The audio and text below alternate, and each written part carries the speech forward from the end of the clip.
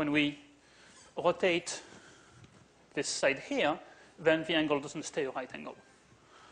And that's when we know how to compute, right? Because it's the one we've been computing all along. So that means we keep A and B fixed, and then, so let's see, what's the derivative of A with respect to theta? I guess it's 1/2 AB cosine theta. Okay? That one we know. Any questions? No? Okay, the two other guys will be more interesting.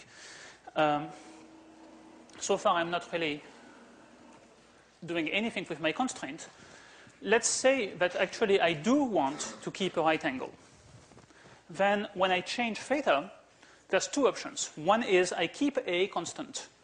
And then, of course, B will have to change, because if this width stays the same, then when I change theta, the height increases, and then this side length increases. The other option is I change the angle, keeping B constant. So actually, this side stays the same length, but then A has to become a bit shorter. And of course, the area will change in different ways depending on what I do. So that's why I said we have 3 different answers. So the next one is keep, I forgot which one I said first. Let's say keep A constant. And that means that B will change. B is going to be some function of A and theta. Well, in fact, here we know what the function is because we can solve the constraint. Namely, B is A over cosine theta.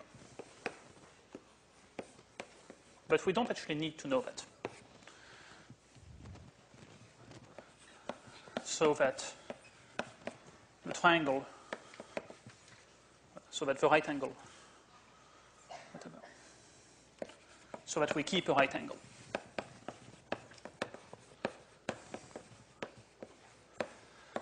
And so the name we will have for this is partial A over partial theta with A held constant. Okay? And the fact that I'm not putting B in my subscript there means that actually B will be a dependent variable. It changes in whatever way it has to change, so that when theta changes, A stays the same, while B changes so that we keep a right triangle.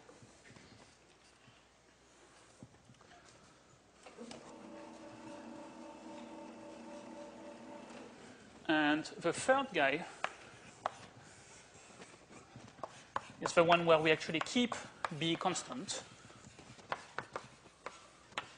And now A, we think of A as a function of B and theta, and it changes so that we keep a right angle. Okay, so actually, as a function of B and theta, it's given over there. A equals B cosine theta.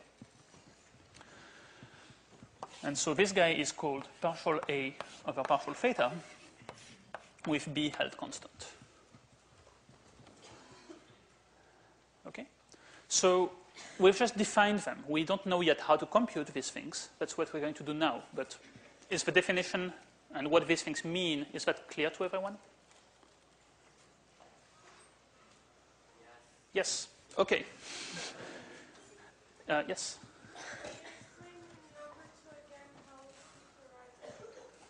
Okay, so the second answer again. So one way to ask ourselves how does the area depend on theta is to say, well, we'll actually look at the area of a right triangle as a function of A and theta only by solving for B. And then we'll change theta, keep A constant, and ask how does the area change.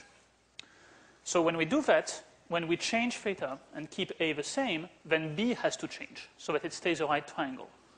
Right? So that this relation still holds. That requires us to change B.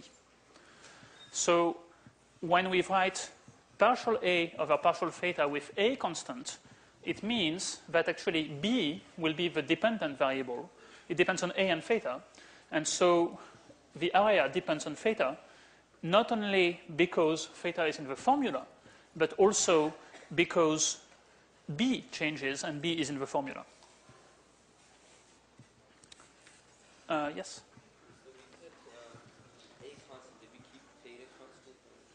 No, we don't keep theta constant. We vary theta, right? The goal is to see how things change when I change theta by a little bit. Okay, so if I change theta a little bit in this one, if I change theta a little bit and I keep A the same, then B has to change also in some way so that it stays a right triangle. And then because theta and B change, that causes the area to change. Okay, so maybe I should re-explain that again. So theta changes. A is constant. But we have a constraint. A equals B cosine theta. That means that B changes. And then the question is, how does A change? Well, it will change in part because theta changes and in part because B changes. But we want to know how it depends on theta in this situation. Yes? Why isn't there a part situation where theta increases, B and A are not constant, but the triangle is still... That's a very good question. So what about I don't keep A and B constant? Well, then there's too many choices. So I have to decide actually how I'm going to change things. See, if I just say I have this relation, that means I have two independent variables left, whichever two of the three I want, but I still have to specify two of them to say exactly which triangle I mean.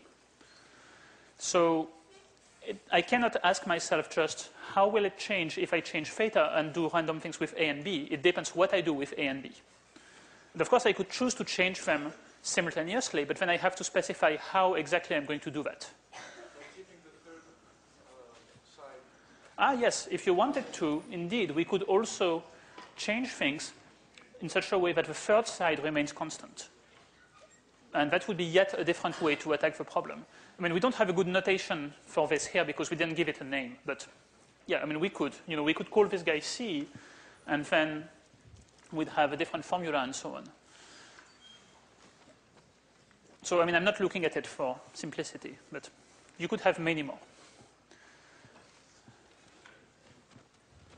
I mean, in general, you will want, once you have a set of nice natural variables, you will want to look mostly at situations where one of the variable changes, some of them are held fixed, and then some dependent variable does whatever it must so that the constraint keeps holding.